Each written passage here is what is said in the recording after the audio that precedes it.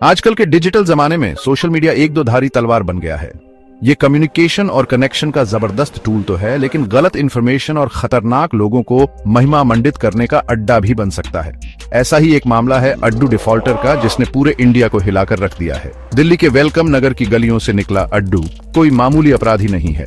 वो एक social media influencer है जिसके फॉलोअर्स की कोई कमी नहीं है, और उसने अपने ऑनलाइन प्लेटफॉर्म का इस्तेमाल अपने जुर्म दिखाने और अपनी झूठी इमेज बनाने के लिए किया है।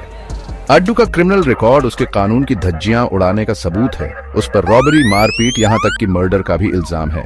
उसे दूसरे अपराधियों से अलग बनाता है उसके अपने कामों के प्रति बेशर्म रवैया। कानून से दूर भागने के बजाय अड्डू अपनी बदनामी का मजा लेता दिखता है।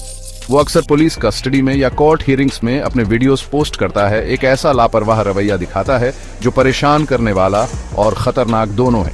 उसके सोशल मीडिया अकाउंट्स क्रिमिनल बहादुरी और सेल्फ प्रमोशन का अजीबोगरीब मिश्रण है। वो इन प्लेटफॉर्म्स का इस्तेमाल अपने फॉलोअर्स से बातचीत करने के लिए करता है, जिनमें से कई उसे किसी एंटी हीरो की तरह देखते हैं। ऑनलाइन अपराधियों को महिमा मंडित करने का ये खतरनाक ट्रेंड एक भयानक चीज है जिस पर हमें ध्यान देने की जरूरत है। ये समझना बहुत जरूरी है कि ऐसी गलत एडमिरेशन के पीछे क्या कारण है और ऐसे लोगों को नौजवानों पर प्रभाव डालने देने के क्या नतीजे हो सकते हैं। अड्डू डिफॉल्टर के क्रिमिनल करियर की सबसे खौफनाक घटनाओं में से एक है यूसुफ अली का मर्डर। सीसीटीवी फुटेज में कैद इस केस की डिटेल्स अड्डू की क्रूरता और पछतावे की पूरी कमी की भयानक तस्वीर पेश करती है। ये घटना कथित तौर पर हैवी ड्रिंकिंग की एक रात के बाद हुई, जिस दौरान अड्डू ने यूसुफ से 300 रुपए की मामूली रकम मांगी। जब यूसुफ ने मना किया तो अड्डू ने शराब और हक के भाव से भरा हुआ उस पर हमला कर दिया। उसने यूसुफ को कई बार चाकू मारा, उसे सड़क पर मरने के लिए छोड़ दिया। और भी परेशान करने वाली बात है मर्डर के बाद अड्डू का बिहेवियर। घटना स्थल से भागने या पछतावे का कोई संकेत दिखाने के बजाय वो कैमरा में नाचते और अपनी करतूत के बारे में शेखी बघाड़ते हुए दिखाई दे रहा है। बेरहमी के इस प्रदर्शन को फिर उसके सोशल मीडिया अकाउंट्स पर शेयर किया गया, जहां ये वीडियो जल्दी ही वायरल हो गया। ये वीडियो आग की तरह फैल गया, लाखों व्यूज बटोरे और लोगों से निंदा और हैरानी की बात है कि तारीफ भी मिली। हिंसा के इतने विभत्स कृत्य को सार्वभौमिक घृणा और आक्रोश के अलावा किसी और चीज से पूरा किया जा सकता है। यह इस बात का प्रमाण है कि सोशल मीडिया में वास्तविकता को विकृत करने और धारणाओं को प्रभावित करने की शक्ति है। अड्डू ने अपने केयरफुली क्यूरेटेड ऑनलाइन पर्सोना के जरिए एक ऑल्टरनेट कहानी बनाई है, जिसमें वो एक कोल्ड ब्लडेड किलर नहीं बल्कि एक मिसअंडरस्टूड युवा है। तथ्यों और भावनाओं का यह मैनिपुलेशन एक खतरनाक खेल है जिसके ऑफलाइन दुनिया में बहुत वास्तविक परिणाम होते हैं। अपने खिलाफ भारी सबूतों के बावजूद अड्डू डिफॉल्टर सोशल मीडिया पर एक लॉयल फॉलोइंग बनाने में कामयाब रहा है। ऑनलाइन फैंडम के वॉर्प लेंस से अंधे हुए उसके सपोर्टर्स उसे एक क्रिमिनल के रूप में नहीं बल्कि परिस्थितियों के शिकार के रूप में देखते हैं। उनका तर्क है कि वो दिल का एक अच्छा इंसान है जिसे गरीबी या किसी अन्य कथित अन्याय ने अपराध करने के लिए मजबूर किया है। ऑनलाइन चल रही एक खास तौर से परेशान करने वाली कहानी में दावा किया गया है कि अड्डू ने अपनी बहन के कथित हमले का बदला लेने के लिए यूसुफ अली का मर्डर किया था। ये मनग्रंथ कहानी, जो किसी भी सबूत से पूरी तरह से असमर्थित है, अड्डू को एक प्रोटेक्टिव भाई, अपने परिवार के लिए न्याय मांगने वाले एक विजिलेंटे के रूप में चित्रित करती है। एक आधुनिक रॉबिन हुड के रूप में अड्डू की ये रोमांटिसाइज्ड छवि न केवल भ्रामक है बल्कि अविश्वसनीय रूप से खतरनाक भी है। ये क्रिमिनल बिहेवियर को सामान्य और यहाँ तक कि महिमा मंडित करता है। अपने युवा और प्रभावशाली दर्शकों को यह संदेश देता है कि हिंसा व्यक्तिगत शिकायतों का एक स्वीकार्य समाधान है। तथ्य यह है कि लोगों की एक बड़ी संख्या इस कहानी पर विश्वास करती है। यह इस बात का प्रमाण है कि सोशल मीडिया में भावनाओं में हेर फेर करने और वास्तविकता को विकृत करने की शक्ति है। अड्डू डिफॉल्टर का मामला इस बात की कड़ी याद दिलाता है कि हम डिजिटल युग में इंफॉर्मेशन के पैसिव कंज्यूमर्स नहीं हो सकते।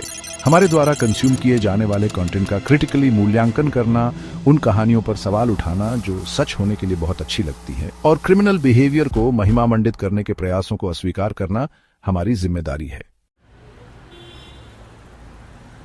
सेक्शन 4, अपराध को रोमांटिसाइज करने के खतरे।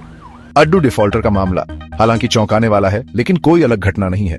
यह एक परेशान करने वाले ट्रेंड को दर्शाता है जिसमें असल जिंदगी के अपराधियों को रोमांटिसाइज और सेलिब्रेट किया जाता है, जिससे फिक्शन और रियलिटी के बीच की रेखा धुंधली हो जाती है। यह घटना पूरी तरह से नई नहीं है। पॉपुलर कल्चर लंबे समय से एंटी हीरो, दिल का अच्छा आउटलॉ के आर्केटाइप पर मोहित रहा है। बॉलीवुड द्वारा डकैतों को नोबल बैंडिट्स के रूप में चित्रित करने से लेकर माफिया स्टोरीज के प्रति वैश्विक आकर्षण तक, उन पात्रों में एक्साइटमेंट और यहां तक कि वर्च्यू खोजने की प्रवृत्ति है जो कानून के बाहर काम करते हैं। हालांकि खतरा तब पैदा होता है जब यह रोमांटिसाइजेशन फिक्शन के दायरे से वास्तविक दुनिया में फैल जाता है। जब हम जघन्य अपराध करने वाले व्यक्तियों को आदर्श बनाना शुरू करते हैं तो हम अराजकता की संस्कृति में योगदान करते हैं और समाज के ताने बाने को ही नष्ट कर देते हैं। प्रशंसा और अनुकरण के बीच की रेखा पतली हो सकती है, खासकर युवा और प्रभावशाली दिमागों के लिए। जब अपराधियों को नायकों के रूप में चित्रित किया जाता है तो यह एक खतरनाक संदेश भेजता है कि हिंसा और कानून की अवहेलना न केवल स्वीकार्य है बल्कि कुछ ऐसा है जिसकी आकांक्षा की जानी चाहिए। अड्डू डिफॉल्टर का मामला इस रोमांटिसाइजेशन के खतरों के खिलाफ एक कड़ी चेतावनी के रूप में कार्य करता है। ये एक याद दिलाता है कि असल जिंदगी के अपराधों के असल जिंदगी में शिकार होते हैं और अपराधियों का महिमा मंडन केवल हिंसा और अन्याय के चक्र को बनाए रखने का काम करता है। सेक्शन 5, हमारे युवाओं की सुरक्षा एक्शन का आह्वान। अड्डू डिफॉल्टर का मामला हम सभी के लिए एक वेकअप कॉल होना चाहिए। यह अपराधियों के ऑनलाइन महिमा मंडन और इससे होने वाले संभावित नुकसान, खासकर युवा लोगों के लिए, के मुद्दे को संबोधित करने की तत्काल आवश्यकता पर प्रकाश डालता है। माता पिता, शिक्षकों और नीति निर्माताओं सभी की इस प्रयास में भूमिका है। माता पिता को अपने बच्चों की ऑनलाइन गतिविधि के बारे में अधिक सतर्क रहने की जरूरत है। उनके द्वारा कंज्यूम की जाने वाली कंटेंट और क्रिमिनल बिहेवियर में शामिल व्यक्तियों को आदर्श मानने के संभावित खतरों के बारे में ओपन कम्युनिकेशन में शामिल होना चाहिए। शिक्षण संस्थानों को अपने पाठ्यक्रम में मीडिया लिटरेसी को शामिल करना चाहिए। छात्रों को यह सिखाना चाहिए कि इंफॉर्मेशन का क्रिटिकली मूल्यांकन कैसे करें, गलत सूचना की पहचान कैसे करें और ऑनलाइन कंटेंट के प्रति हेल्थी स्केप्टिसिज्म कैसे विकसित करें।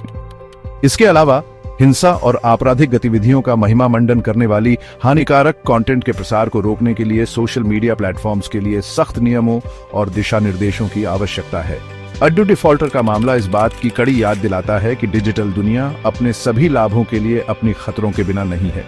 यह हम पर निर्भर है एक समाज के रूप में यह सुनिश्चित करने के लिए प्रोएक्टिव कदम उठाएं कि हमारे युवा ऑनलाइन बदनामी के आकर्षण से मोहित न हो और वे असल जिंदगी के नायकों और डिजिटल लैंडस्केप में हेरफेर करने में अच्छे लोगों के बीच के अंतर को समझें। हमें एक ऐसा डिजिटल एनवायरनमेंट बनाने के लिए मिलकर काम करना चाहिए जो सुरक्षित, जिम्मेदार हो और हमारे बच्चों को जागरूक और समझदार नागरिक बनने के लिए सशक्त बनाए।